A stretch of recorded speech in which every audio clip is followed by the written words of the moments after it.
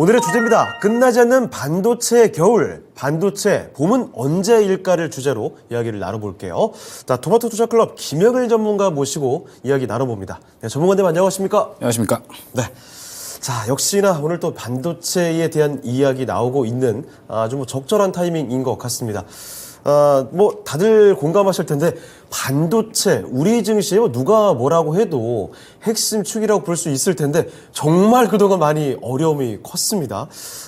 반도체 시장에 겨울을 지나고 있다고 봐야 될 텐데 일단은 현재 업황의 현황이 어떤지부터 자세히 좀 뜯어보도록 할까요?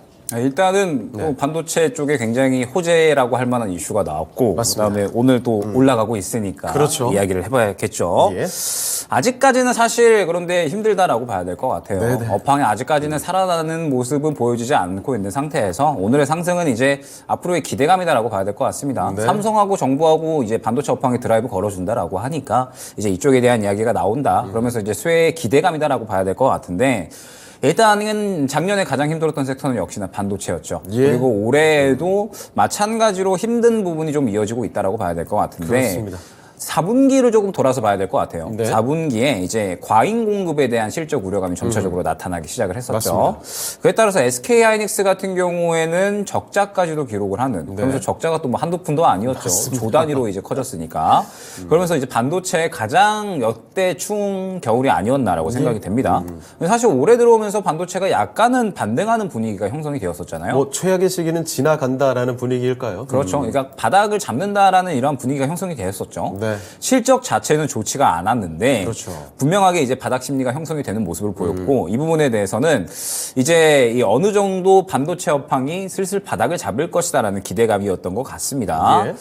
참 이제 아직까지는 겨울이기는 한데 이게 이 수치를 약간을 통해서 이제 보도록 하면요. 네. 반도체가 사실 이제 우리나라를 어떻게 보면 먹여 살리는 산업이라고 봐도 무방할 정도로 그렇죠. 굉장히 비중이 크다라고 볼 수가 있을 것 같습니다. 맞습니다. 특히나 수출 쪽에서 굉장히 이제 비중이 큰데 지난달에 이제 국내 반도체 수출 지표를 살펴봤더니 전년 대비 41.5% 급감한 수치를 기록을 했거든요. 수치를 보니까 이거 좀 참담한데요. 거의 반토막 가까이 나와버린 상황이네요. 그렇죠. 예. 그런데 반도체가 또 우리나라의 가장 큰 비중을 차지하는 산업이다 그러니까요. 보니 네. 이 반토막이라는 게 굉장히 좀 큰 의미를 차지를 한다라고 봐야 될 것 같고 맞습니다. 금액으로 따져고 보면은 약 7조 9,700억 수준이었거든요. 예. 그런데 세부적으로 봤더니 시스템 반도체가 약 3조 5,090억 그다음에 메모리 반도체가 3조 8,100억 수준이었는데 네. 역시나 여기에서 눈에 띄는 부분이 메모리 반도체 부분이었던 것 같습니다. 네. 전년 동기 대비 53.9%가 줄어든 수치를 기록을 했거든요. 그러면은 반토막이 넘게 나버린 거고. 그 메모리 쪽에서 유난히 많이 줄어들어 버린 거네요. 그렇죠. 지금 이제 메모리 반도체 쪽이 역시나 가장 힘든 모습을 이어나가고 있기 때문에 마찬가지로 수출 지표가 그대로 이제 이 반토막이 넘게 나버리는 수치를 기록을 했다라고 생각을 해주시면 될 것 같습니다. 그러면서 이제 현재 반도체 업황에서 가장 문제가 되는 부분이 역시나 메모리 반도체인데 아직까지 이 재고 과잉 문제가 해소가 되고 있지를 않거든요. 특히나 우리나라에서 가장 강세를 보이는 분야가 또 메모리 반도체 쪽이잖아요. 네. 그렇기 때문에 역시나 반도체 쪽은 이 메모리 쪽이 우세하기 때문에 가장 또 이제 이 부진한 모습을 여전히 이어가고 있다라고 봐야 될 것 같습니다. 예. 그러면서 이제 말씀드렸듯이 지금 현재 반도체 업황은 재고 과잉이 가장 큰 문제거든요. 네. 통계청에서 올해 1월 기준으로 반도체 재고율을 조사를 했습니다. 반도체 재고율을 조사를 했는데 재고율이 265.7%가 나왔어요. 네. 그러면서 이 수치가 1997년 3월 이후에 네. 25년 10개월 만에 가장 높은 수준의 재고율을 기록을 했다. 그 너무 어마어마하게 오랜만에 최고 높은 수준 그렇죠. 아닙니까? 최고 높은 수준이고 예. 그러면 요거를 생각을 해보면 리먼 브라더스 사태 때보다도 오히려 더 높은 수치다라고 생각을 해주시면 되거든요. 97년 IMF 때잖아요. 그렇죠. IMF 때 이후로 가장 이제 이 재고율이 높다라고 생각을 해주시면 될 것 같습니다. 그러다 보니 당연히 재고율이 높게 되면은 가격은 하락을 할 수밖에 없겠죠. 기본적인 시장 논리 자체가 공급이 많아지게 되면 가격은 떨어지게 마련이니까 네. 현재 이 수익성이 도무지 이제 해결이 되고 있지를 않고 요게 좀 해결이 되려면 공급 과잉 문제가 또 해결이 되어야 되는데 이런 기미가 아직까지는 좀 보이지가 않다라는 겁니다. 네. 물론 이제 삼성전자를 예를 들어서 잠깐 보게 되면 삼성전자도 지금 이제 재고와의 전쟁을 하고 있는 거거든요. 삼성전자도 처음으로 이제 재고 자산이 50조 원을 넘겼다라고 합니다. 예. 그렇기 때문에 재고를 이제 어떻게든 없애야 되는데 조금씩 호전되는 모습을 보여주고 있는 것 같기는 해요. 작년 3분기에 재고 자산이 약 57조 수준이었는데 4분기로 넘어오면서 52조 수준으로 줄어들었다라고 합니다. 약 5조 원 정도가 감소가 되기는 했는데 다만 DS 부분은 여전히 재고가 쌓여가는 추세다라고 생각을 해주시면 될 것 같습니다. 네. 4분기 기준 29조 정도를 기록을 했는데 작년 3분기에는 26조 수준이었거든요. 네. 때문에 여전히 재고는 DS 부분은 증가 추세를 기록을 하고 있다라고 봐야 될 것 같고 역시나 또 삼성은 DS 부분이 또 가장 큰 비중을 차지를 하고 있기 때문에 네. 지금 현재 상태에서 재고는 아직까지 그렇게 크게 해결될 기미는 보이지는 않고 있다라고 생각을 해주시면 될 것 같습니다. 네. 다만 결국에는 회복이 될 것이라고 봐야겠죠. 네. 반도체를 비롯해서 이제 IT 제조업 재고가 점차적으로 하반기 가면서 좋아질 것이다라고 최근에 이제 한은에서 이야기를 했거든요. 전망은 긍정적으로 나오고 있긴 하군요. 그렇죠. 이제 회복이 될 것이다라고 예. 보고 있고 결국에는 이제 이 중국도 최근에 리오프닝을 하면서 뭐 네. 스마트폰이라든지 혹은 뭐 자동차라든지 IT 기기에 대한 수요가 늘어날 것이기 때문에 반도체에 대한 수요는 마찬가지로 증가를 할 수가 있고 그러면서 DDR5 이제 출시가 됐으니까 교체 수요 더더욱 빨라지겠죠. 아, 그렇죠. 그러면서 이제 AI 시대의 접어듦에 따라서 이제 고성능 반도체에 대한 수요도 증가를 하고 있기 때문에 결국에는 겨울은 겨울이기는 한 것 같아요. 그런데 어느 정도 많이 지나온 상태고 슬슬 어느 정도 끝이 보일 만한 힌트들이 많이 시장에 나오고 있는 것 같거든요. 네. 그래서 너무 안 좋게 생각을 하기보다는 이제 조금만 더 버티면 되겠구나라는 생각으로 반도체 업황을 생각을 해주시면 될 것 같습니다. 네. 자, 우리 반도체 업황 현재를 좀 돌아봤습니다. 사실 뭐 국내 주력은 메모리 반도체 쪽이 될 텐데 우리나라 그 수출 품목 중에 반도체가 차지하는 비중, 이게 좀 많이 줄어들었다라는 점을 통계치를 통해서 확인을 해봤습니다. 무엇보다도 재고 과잉 문제가 아직까지는 해소가 되고 있지는 못하다라는 점 말씀을 드렸는데요. 재고율이 265.7%. 이게 지금 1997년 3월 이후에 25년 10개월 만에 가장 높은 수준이랍니다. 그 정도로 지금 당장은 상황이 좀 심각한 모습이라는 점. 그렇지만 그래도 긍정적인 메시지를 읽어볼 수 있을 만한 점은 한은에서도 그렇고 앞으로의 전망은 수요가 점차 회복이 될 것으로 보고 있다라는 점. 그래도 최악의 시기는 좀 지나가고 있다라는 점을 간단히 좀 읽어봤습니다. 참고해 보시고요. 자, 그리고 전문가님. 이것도 굉장히 또 중요한 얘기인데, 이 미중 간의 갈등도 한국의 반도체에 좀 막대한 영향을 미치게 되죠? 사실 저는 반도체에 대해서는 여태까지는 그렇게 큰 걱정을 하지는 않았거든요. 네. 왜냐하면 결국에 좋아질 거니까 뭐 어느 정도 시기만 지나가면 좋아질 거다라고 보고 있었습니다. 네네. 그런데 지금 현재 상태에서 이제 이 미중 갈등에 대한 이야기들이 계속해서 나오고 있고 그렇죠. 미국에서 이제 중국 대리기를 계속하고 있거든요. 맞아요. 그런데 우리나라가 중간에 껴있다 보니까 그게 문제입니다. 이게 좀 문제가 될 것 같은데 결국 이제 반도체 업황을 보게 되면 글로벌적으로 반도체에 대한 투자는 계속해서 증가하고 있고 예. 뭐 전기차 수요, 뭐 스마트폰, 뭐 6G 등등 해서 앞으로 반도체 수요는 증가할 수밖에 없고 AI 이야기도 나왔기 때문에 결국에는 반도체는 2024년 정도 들어서면 오히려 이제 업황은 완전히 회복이 될 거다라고 네. 보고 있습니다. 가능성 뭐 또렷한 거고요. 그렇죠. 그러면서 결국에는 회복이 될 텐데 저는 이제 주도주 역할도 충분히 할 수 있다라고 보고 있거든요. 예. 역시나 이제 하반기에 좋아지게 되면은 주도주 역할을 해주면서 삼성이 끌고 가고 이제 소부장들 따라가는 이러한 그림이 나올 거다라고 봤는데 약간 이제 우려감을 더할 만한 이슈인 거죠. 사실 이 미중 갈등이라는 그렇습니다. 게. 미국이 지금 최근에 이제 중국을 고립시키기 위해서 굉장히 여러 가지 정책들을 마구잡이로 좀 쏟아내고 있습니다. 맞습니다. 반도체뿐만 아니라 이제 뭐 2차 전지도 그렇고요. 계속해서 이제 이 법안들을 쏟아내고 있는데 일단 최근에 미국이 지난 10일에 인도와 반도체 그리고 전자제품 공급망에 관해서 MOU를 체결을 했습니다. 네. 이게 무슨 의도냐 생각을 해보면 최근 중국 시장의 새로운 대안으로 떠오르고 있는 게 인도 시장이거든요. 현대차나 기아만 보더라도 최근에 이제 굉장히 승승장구를 해나가고 있는데 네. 미국 시장 점유율도 그렇고 유럽 시장 점유율도 그렇지만 새롭게 실적에 큰 기여를 해줬다 평가를 받고 있는 게 바로 인도 시장이었습니다. 그렇죠. 네. 인도와 중국 이상으로 인구가 많고요. 그러면서 상대적으로 제재가 덜하다 보니까 인도 시장이 새롭게 매력적인 시장으로 떠오르고 있는 상태고 중국은 또 워낙에 자국주의의 심리가 강하잖아요. 그렇죠. 그리고 뭐 최고 주석의 입김 한 번에 뭐 정책들도 그렇죠. 먹히고, 예. 예, 그러다 보니까 워낙에 리스크가 큰 국가다라고 볼 수가 있는데 인도는 그런 부분이 상대적으로 덜하다 보니까 현대나 기아가 사실 중국에서는 계속 부지부진합니다. 네네. 그런데 인도 시장에서 괄목할 만한 성장률을 보여주면서 이번 좋은 실적에 상당히 큰 기여를 해줬다라고 평가를 받고 있고 요것은 반도체도 마찬가지다라고 봐야 될 것 같아요. 네. 결국에 이제 미국이 인도와 반도체 공급망에 대한 이야기를 나눈 것이 결국 중국의 대안으로 인도를 포함시키는 게 아니냐 이러한 이야기가 나오고 있는 거거든요. 네. 최근에 또 이제 안보 협의체에 인도를 또 의도적으로 참여를 시키고 있는 그런 모습도 확인을 할 수가 있었습니다. 그러면서 이제 하나 더 보자면 최근에 또 미국에서 반도체 지원법이 발의가 됐거든요. 네. 여기에 또 중국을 견제하는 내용이 상당히 강력하게 담겼습니다. 반도체 업황이 사실 여전히 힘들잖아요.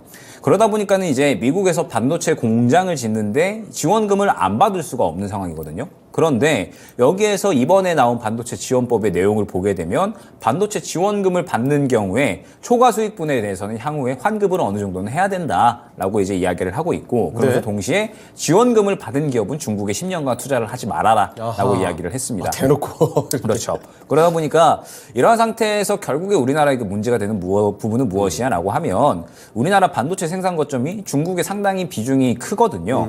삼성전자 같은 경우에 전체 낸드의 40%가 중국에서 생산이 되고 있습니다. 그리고 SK하이닉스 같은 경우에는 전체 D램의 50%가 중국에서 생산이 되거든요. 굉장히 많이 늘었네요. 예, 그러면은 SK하이닉스 같은 경우에는 특히나 이제 이 D램 쪽으로 매출이 거의 발생을 하다 보니까 예. 중국의 비중이 상당히 크다라고 봐야 될 것 같은데 이러한 상황에서 미국이 중국 대리기를 계속해서 강하게 시도를 하고 있고 특히나 반도체에 대한 부분을 강조를 하다 보니 우리나라 입장에서는 자연스럽게 난감해질 수밖에 없는 상태가 되는 거죠.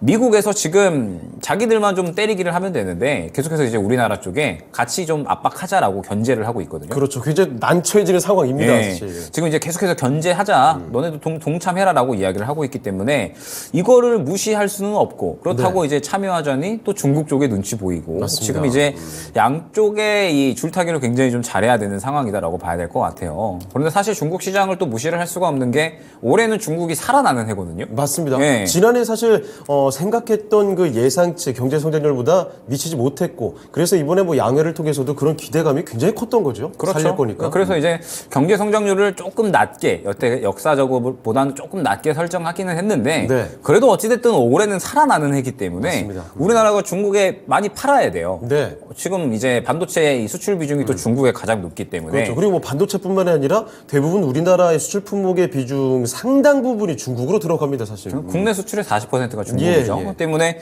올해 중국을 많이 팔아야 되거든요. 어찌됐든 이제 올해 나중에는 중국에서 이제 빠져나온다라고 하더라도 올해는 이제 중국 쪽에 많이 팔아야 되는 상황인 건데 그리고 수출 회복을 기회로 삼아야 되는 건데 네. 미국에서 자꾸 이 중국 견제하는데 동참해라라고 이야기를 해보니 아무래도 이제 현재 상황은 많이 고심이 되는 상황이다라고 봐야 될 것 같습니다. 그러면서 이제 최근에 이 G7에서도 이제 반도체 공급망에 대한 재편을 이야기를 하고 있거든요. 탈중국이라는 키워드가 워낙에 이제 유행을 하다 보니까 G7에서 최근에 이제 이 G8으로 한국을 좀 끼워 넣자. 네. 그러면서 한국이 이제 이 새롭게 들어가서 중국 견제하는데 좀 일환이 돼야 된다라고 이야기를 하고 있습니다.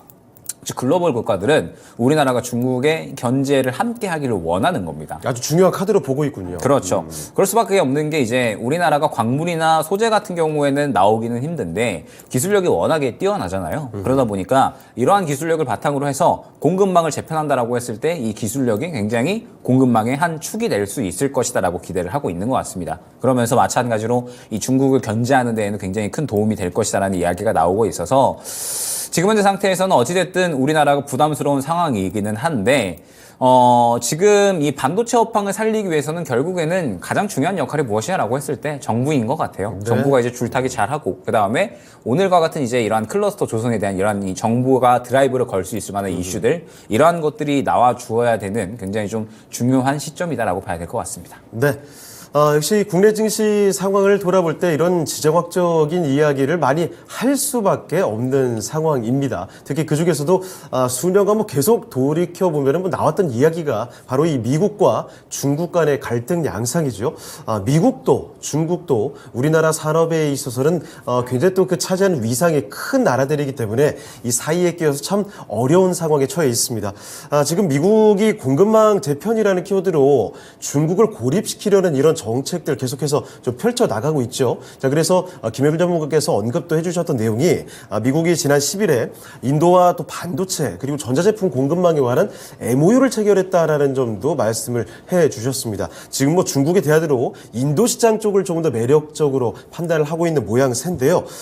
문제는 지금 우리나라의 반도체 지금 이야기하는 반도체 쪽에서는 특히 생산 거점이 중국에 상당 비중으로 들어가 있기 때문에 미국이 이렇게 중국을 고립시키는 정책을 펴면서 우리나라를 끌어들이려고 할 때 중국 눈치도 안 볼 수가 없는 그런 곤란한 상황이라는 점을 말씀드렸고요. 자, 그래서 현재 이 정부에서 이 중간에서 어떻게 줄다리기를 잘 해 나가느냐 아주 유심히 지켜봐야 되는 그런 타이밍이 아닌가 싶습니다.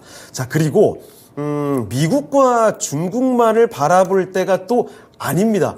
바로 옆 나라 일본 얘기도 봐야 될 것 같은데 지금 한일 정상회담도 이런 기대감이 나오고 있는 상황입니다. 한일 간의 어떤 경제 협력에 대해서 기대감 스물스물 올라오는 이 가운데 반도체 시장에는 어떤 영향을 미칠지도 저 궁금해지는데요. 일단은 이러한 부분, 이제 일본과 이야기가 나오는 부분도 예. 공급망 재편에 대한 키워드가 워낙에 이제 전 세계적으로 핫하다 보니까 우리 정부에서 일본을 새로운 협력 파트너로 보고 있는 것 같아요. 네. 그러면서 이제 한일 정상회담이 곧 열리게 되는데 일본은 우리나라에 2019년부터 반도체 품목에 한국 수출을 규제를 하고 있습니다. 네. 그러면서 그때 당시에 이제 국산화한다라고 하면은 그야말로 급등을 했었던 그런 기억이 다들 나실 겁니다. 그렇죠. 일본에 그 전까지 다 의존했는데 갑자기 국산화를 한다? 그렇죠. 거기에 해당되는 종목들이 정말 많이 갔죠. 그렇죠. 그러면서 네. 그때 당시에 또 반일 감독도 많이 이제 지수사 올랐었고. 맞습니다. 그러면서 이제 이 반도체 부품 수출 규제를 푸는 데에서 조금 더 나아가서 차량용 반도체, 그 다음에 배터리 분야에서 기업 간의 전략적 파트너십까지 전망을 하고 있는 상태고, 예. 한일 간의 이제 관계 회복은 인플레이션 감축법, 그 다음에 반도체 법안 이런 것들로 인해서 사실 미국에 우리나라가 좀 불만이 있는 상태잖아요. 네. 그런데 이제 이러한 부분에 대해서도 이제 어느 정도 일본의 입김이 좀 가미가 되게 되면 어느 정도 이제 미국이 우리나라를 또 고려할 수 있지 않을까 네. 이런 이제 기대감은 있는 상태입니다. 그러면서 이제 일본을 방문을 하면서 이재용 회장을 동행할 것으로 이제 어느 정도 예측이 되고 있는데. 지금 이제 현재 정부가 일본 쪽에 상당히 좀 우호적인 시각을 갖고 있는 것 같아요. 최근에 이제 3.1절 때도 그렇고 지금 일본 쪽에 상당히 우호적인 시각을 갖고 있는 것 같기 때문에 아무래도 지금 일본에 최근에 이제 수출 규제가 걸려 있었던 부분이라든지 지금 이제 계속적으로 규제가 걸려 있었던 부분들은 풀어내면서 지금 이 공급망 재편을 하는데 분명하게 한 축으로 생각을 하고 있는 것 같습니다. 네. 그러면은 이제 이 일본이 만약에 규제를 풀어낸다라고 했을 때 다시 한번 또 반도체 업황에는 드라이브가 걸릴 수가 있는 부분이라서 분명하게 이 한일 정상을 통해서 반도체 공급망이 또 어떻게 이야기가 되는지는 한번 꾸준하게 지켜봐야 될 것 같습니다. 네. 자, 한일 정상회담을 앞두고 있는 가운데서 우리 정부에서도 일본을 이렇게 또 새로운 협력 파트너로 판단을 하고 있는 것 같습니다. 아시다시피 일본이 우리나라에 2019년부터 반도체 관련된 품목들 수출을 좀 규제하고 있는 모습이죠. 그 뒤로는 한일 관계가 상당히 좀 경색이 되어 왔었고 당시에 또 반도체 소재, 부품, 장비 국산화 바람에 수많은 종목들이 오르고 내렸던 거 많이들 기억하실 겁니다. 자, 이 미중 갈등에 앞서서 좀 설명을 해드렸지만 끼어있는 이런 우리나라 입장 지금 어떻게 지금 움직여야 될까 참 그 갈피를 잡기 어려운 상황인데 이런 가운데서 일본이라는 파트너 협력자 좀 끌어오게 된다면 조금 더 유리하게 좀 어떻게 보면 운신의 폭을 넓힐 수 있는 그런 기회가 되지 않을까라고 정부에서는 판단하는 모양인 것 같습니다. 자, 그래서 이번에 윤석열 대통령이 일본을 방문하는 데 있어서 이재용 삼성전자 회장이라든지 대기업 총수들과 함께 동행을 하게 되거든요. 자, 그래서 지금 일본과의 경제 협력, 미국과 중국 간에 끼어있는 이 우리나라 상황에 새로운 카드로 작용이 될 수 있다라는 점, 어떤 결과가 나올지 이것도 참 주목을 해봐야 되겠네요. 자, 그리고 또 한 가지 이야기를 좀 해보겠습니다. 좀 더 구체적으로 들어가 볼 텐데 삼성 이야기 좀 해보겠습니다. 300조예요. 용인의 클러스터 투자 이 발표를 하게 되는데 규모가 대단합니다. 그동안 외쳐왔던 이 파운드리 초격차 시동 본격적으로 건다라고 보면 되겠습니까? 어떻게 판단하십니까? 오늘 시장의 상승을 주도하고 있는 이슈라고 봐야겠죠. 네. 그러면서 상당히 의미가 있는 행보다라고 저는 생각을 하는데 이 300조 용인 클러스터 투자에 대한 부분 결국에는 삼성과 정부의 합작품이 아닌가라고 생각이 됩니다.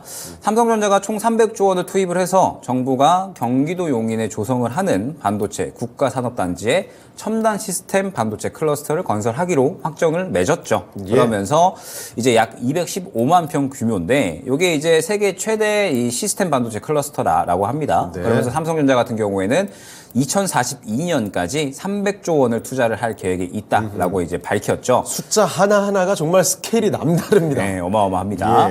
그러면서 이제 용인 반도체 클러스터가 조성이 되면 기흥, 화성, 평택, 이천 등에 이미 반도체 생산 단지가 있죠. 그러면서 이제 인근의 소부장 기업들, 팹리스 기업들이 판교를 연결을 해서 이제 세계 최대 규모의 반도체 클러스터가 완성이 될 것이다라고 기대가 되고 있고 역시나 이러한 부분들에 대한 의도는 TSMC를 따라잡기 위한 그리고 반도체 1위 국가로 발돋움하기 위한 그러한 이제 이 의도가 아닌가라고 생각이 됩니다. 지금 현재 상태에서 사실 기술력 자체는 삼성이 TSMC에 부족할 것이 없습니다. 이제 5나노 이하 파운드리 양산이 삼성전자와 TSMC만 전 세계적으로 가능한 상황이거든요. 그런데 여기에 더해서 삼성전자가 조금 더 이제 미세 공정 쪽에서는 기술력이 우위에 있다라고 평가를 받고 있어요. 그런데 지금 현재 이제 삼성전자가 파운드리 쪽으로 해서 이제 기흥, 그다음에 뭐 화성, 그다음에 평택, 그다음에 이제 텍사스의 오스틴 공장, 뭐 그다음에 이제 건설 중인 테일러 공장을 감안을 해도 글로벌 수요에 대응할 능력이 턱없이 부족하다라는 생산 이야기가 나오고 있어요. 능력이요? 그렇죠. 생산 능력이 부족하기 때문에 결국에는 이제 이 TSMC는 생산 능력이 충분하거든요. 그래서 이 파운드리가 수주 우선의 그런 이제 사업이잖아요. 그래서 수주를 받고 그다음에 납품을 하는 그런 이 사업인데 결국에는 TSMC는 지금 현재 구간에서 생산 능력이 충분한데 삼성이 생산 능력이 부족하다 보니까 이 부분에 대해서 이제 대응을 한 것이 아닌가라고 생각이 돼요. 지금 현재 상태에서 이제 이 생산 시설이 많이 부족을 하기 때문에 결국에는 이 클러스터를 조성을 해서 완전히 파운드리 쪽에서는 TSMC를 따라잡겠다라고 이야기를 하고 있는 것 같거든요. 그리고 이런 부분에 대해서 결국에는 정부가 드라이브를 걸어줬다라고 생각을 합니다.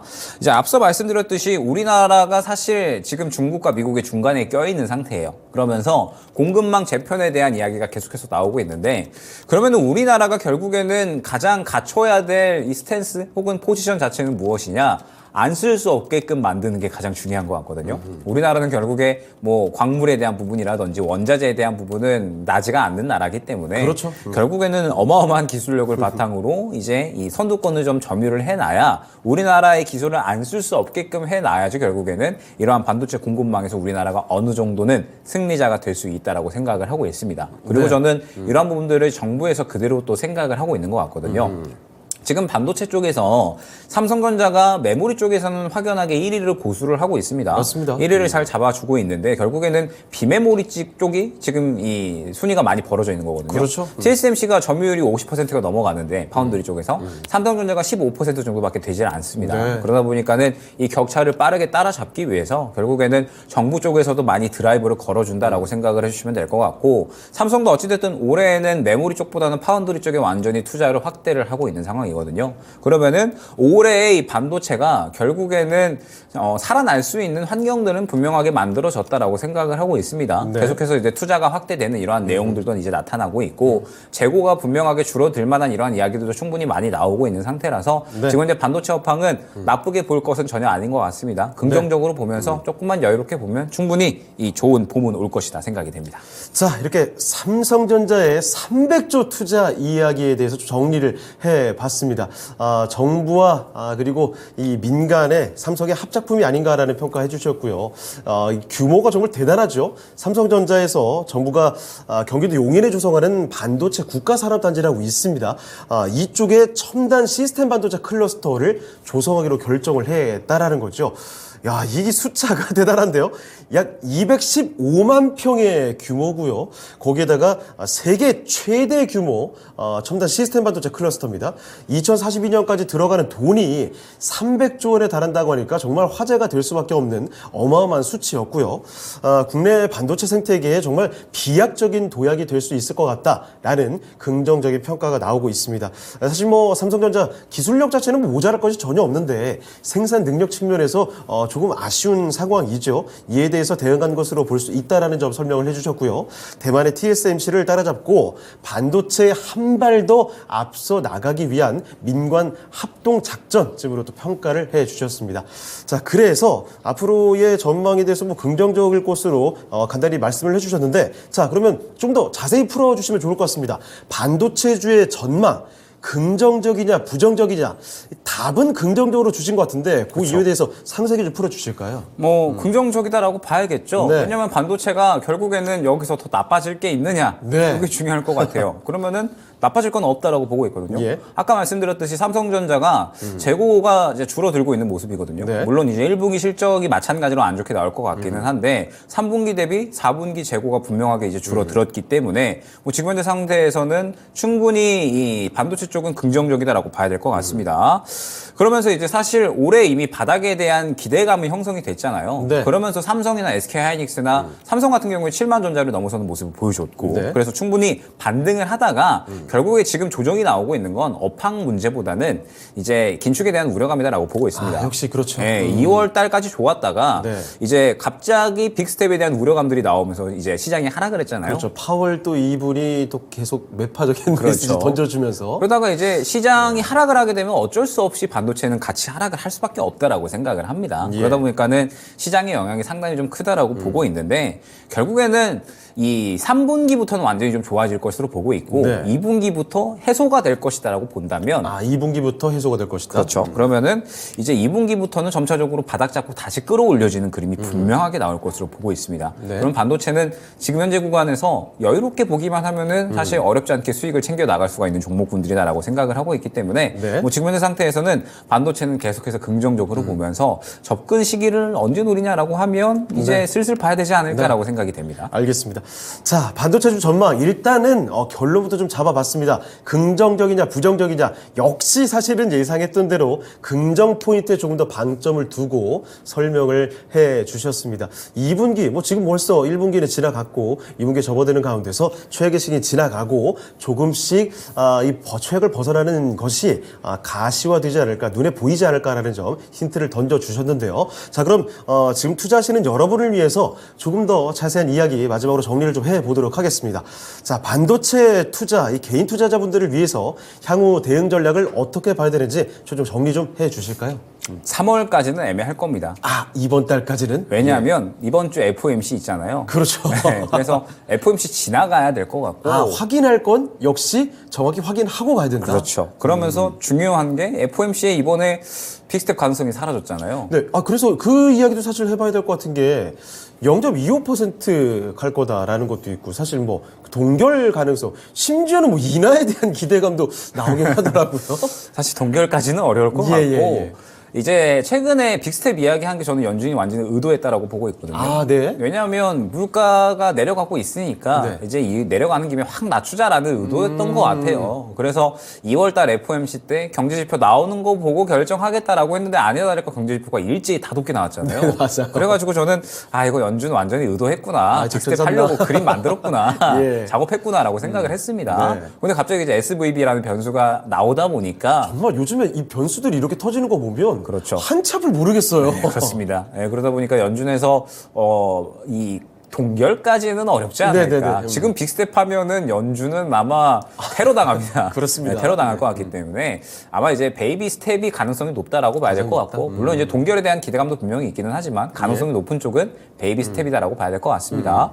그러면은 베이비 스텝 진행한다라고 했을 때 지금 SVB 사태는 약간 일단락되는 분위기거든요. 최악의 사태, 최악의 그런 우려감들까지는 아직 나오진 않는 거고. 그렇죠. 여기서 이제 더 추가적으로 막 줄도산 하는 분위기가 나와줘야 되는데 일단 미국 정부에서 굉장히 빠르게 대처를 하고 있기 때문에 지금 현재 상태에서 이제 이러한 악재가 살짝 이 소멸이 된다라고 하면 그리고 FOMC에 베이비 스텝 진행한다라고 하면 네. 시장은 버텨줄 것 같거든요.